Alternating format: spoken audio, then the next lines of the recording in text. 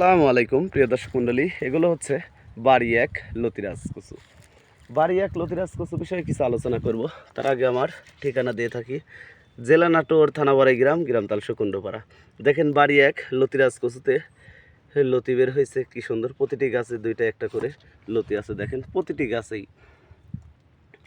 এই বাড়ি এক লতিরাজ কচু চাষাবাদ করলে দেখা যায় কাঁচামাল প্রতি সপ্তাহে 5 থেকে 6 মণ লতি উৎপাদন করতে পারবেন। এটা লাগানোর নিয়ম লাইনে 1 হাত পর পর, এক লাইন থেকে আরেক লাইন 1.5 হাত পর পর এভাবে লতিরাজ কচু চাষাবাদ করতে হবে। প্রতিটি গাছে দেখেন কি সুন্দর লতি এসে গেছে, প্রতিটি গাছেই।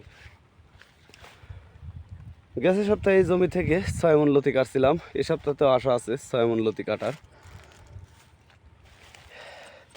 আর এই কচুটা আপনারা ডিএপি সারটা ব্যবহার করবেন, ইউরিয়া সার ব্যবহার করবেন, বাসুডিন এবং প্রধান জাতীয় যে বিষ, অর্থাৎ মাটিতে কেঁচো টেচো থাকলে মারা যাবে এই ধরনের বিষ আপনারা ব্যবহার করবেন।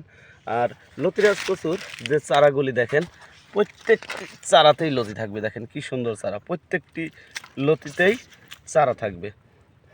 আর যে জমিতে আপনারা রোপণ করবেন সেক পানি দিয়ে রাখবেন। এই যে পানি দেখা যাচ্ছে, এরকম পানি দিলে ওই জমিটাতে কচু খুবই সুন্দর হবে এবং ভালো একটা বেনিফিট লাভ করতে পারবেন।